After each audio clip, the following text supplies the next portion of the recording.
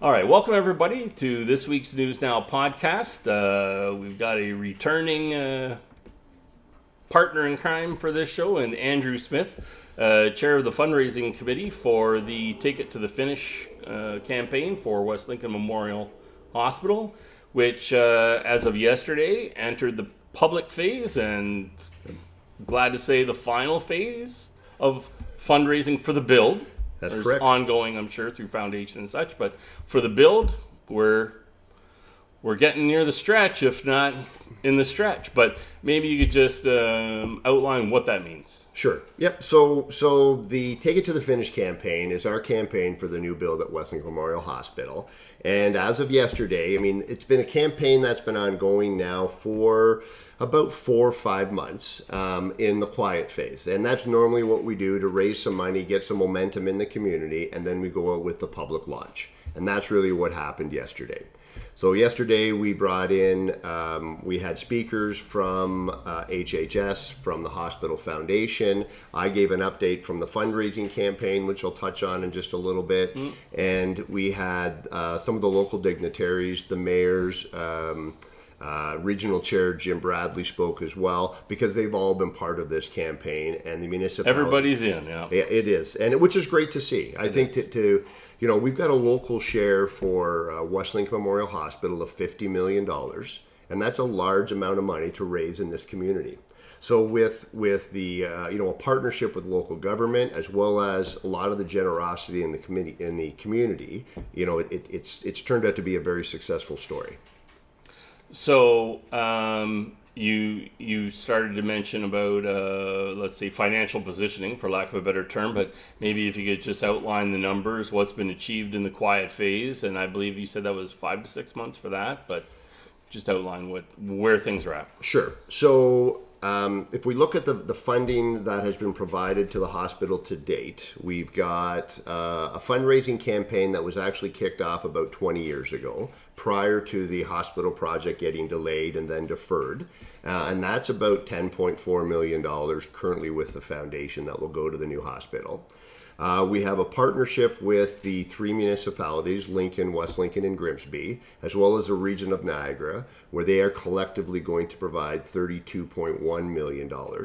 So our Take It to the Finish campaign has to fund the remainder, and that remainder is about $7.5 million. So the goal for the Take It to the Finish campaign is $7.5 million. We've been out in the community now for about 4 or 5 months, and we've actually raised to date against that $7.5 million target, $6.3 million. Yep. So the public phase, which officially launched tomorrow, leaves a 1.2 remainder. That's exactly right. So to get this pushed across the finish line and get that $50 million local share fully committed, we need $1.2 more million. So, is there a way to describe what the public phase means? Like, obviously public things will be more public, and I know, a couple of events, for example, that have funds earmarked for the capital campaign. But what does that mean? What does that transition mean? Sure. So what it means is exactly, we're going out to the public. A lot of what we have done to date was to pursue some of the, corporations in the community, families in the community, and now we're going out with West Lincoln Memorial Hospital being such a community hospital. We want to make sure the community has an opportunity to be involved. And that's really what this phase is. This is the phase where, everything from bake sales to car washes to events to individual donors from members of the community. We're welcoming those and again, to fund that last $1.2 million. Yeah. So maybe we'll set up a lemonade stand outside on Mountain Street, and we would be happy to participate in that so with you. Just gotta find some lemons to make them. There you go. But okay, so now the campaign, like maybe you could just explain what that $50 million is for in terms Sure. of the bigger financing package of the whole thing. Sure. So when it comes to large construction projects in the healthcare industry or healthcare focus, The Minister of Health and Long-Term Care and Infrastructure Ontario expect the community to come up with a certain amount towards the project. And what that amount is for West Niagara Memorial Hospital, it is 10% of the actual physical building construction cost, plus all of the equipment and furnishings that are going to go into the new hospital. So, as I mentioned yesterday, every bed, every bassinet for newborn babies, the new CT scan that is we just opened up in the existing hospital, will move to the new hospital. That's all part of that local share. And that's that total of $50 million.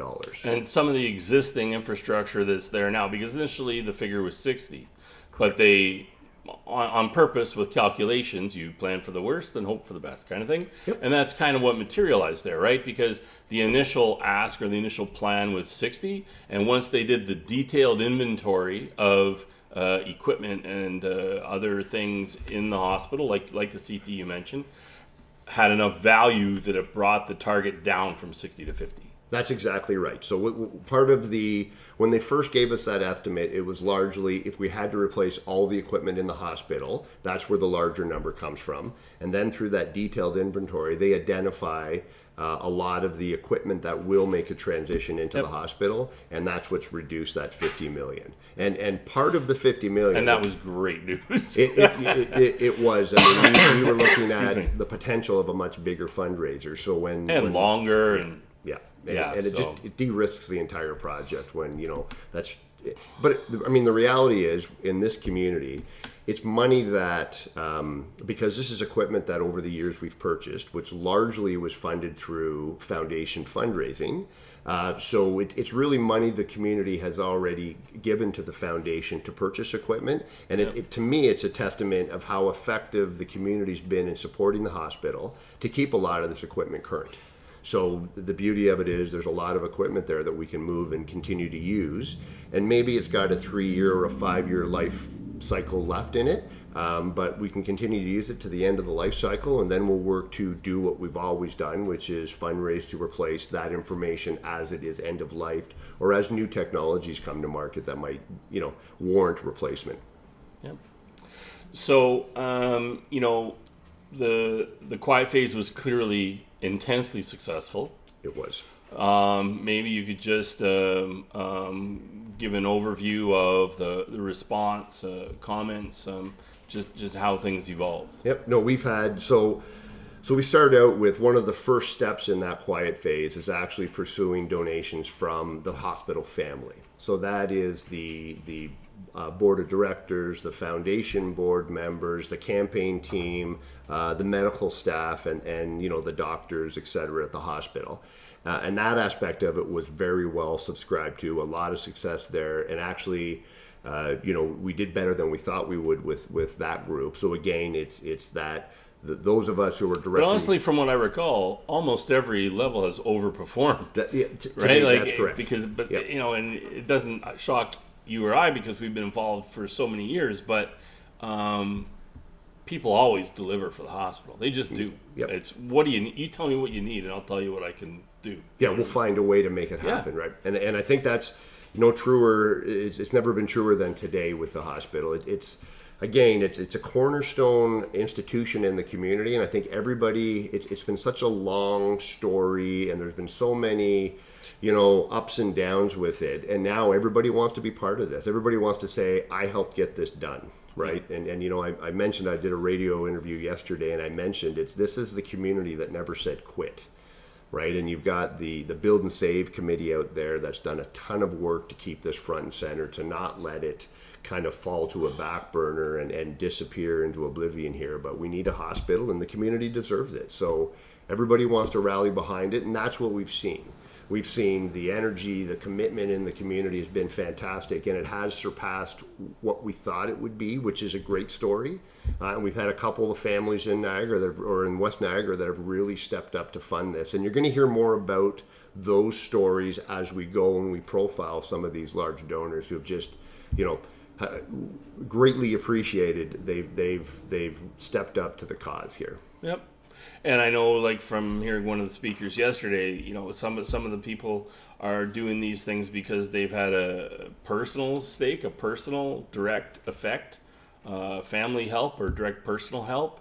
And other people who are even newer to the community and may not have had that type of impact from West Lincoln just realize the importance and value of it to the community as a whole.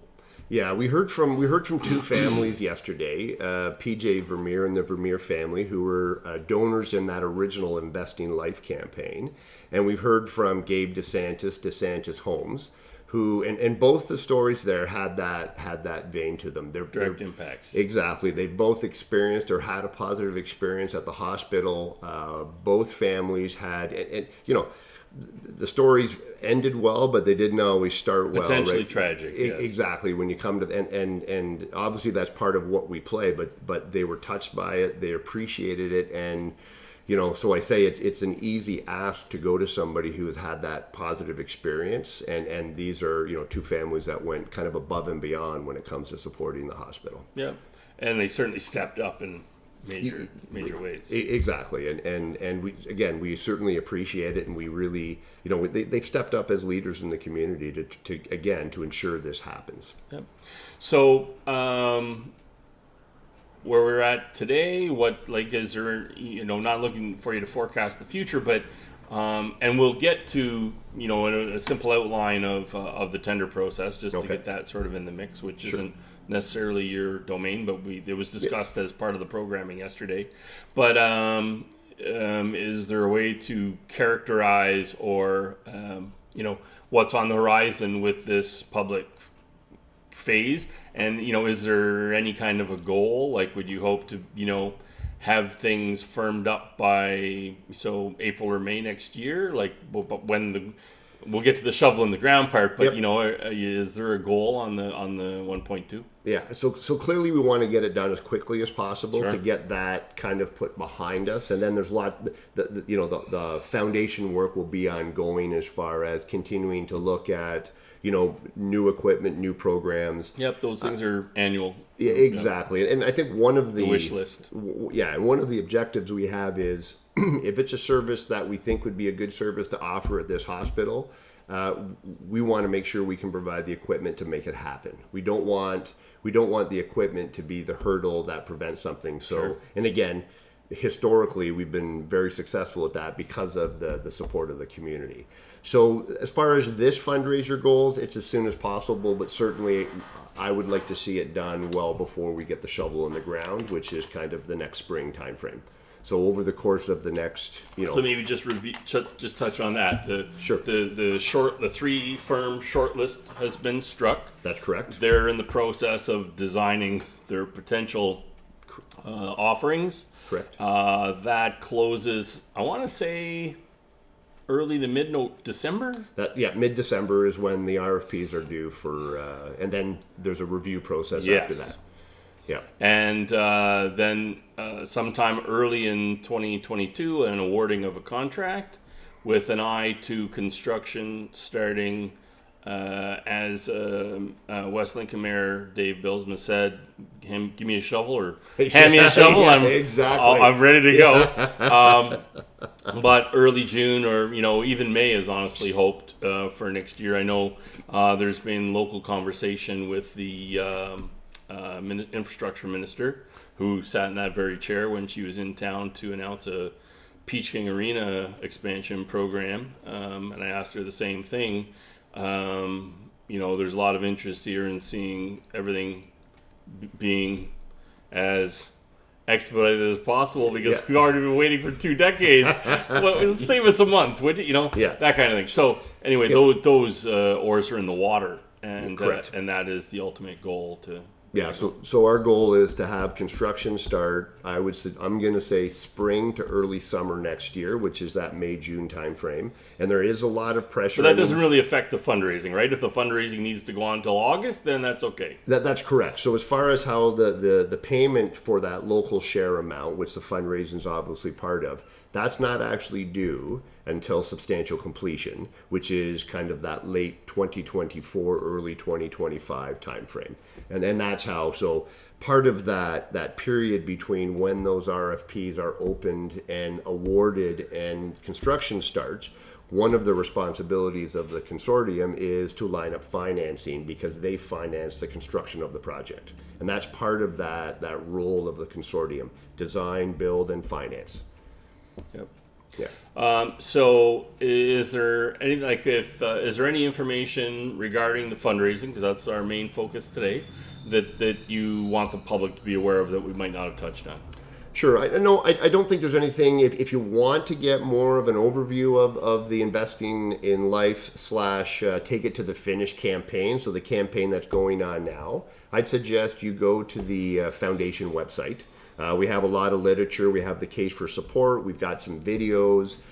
Just a great spot to go to get an overview of what the hospital is going to bring to the community and what we're looking to achieve. And the hospital is, or the foundation website is WLMH Foundation.ca. So that's a great spot to start.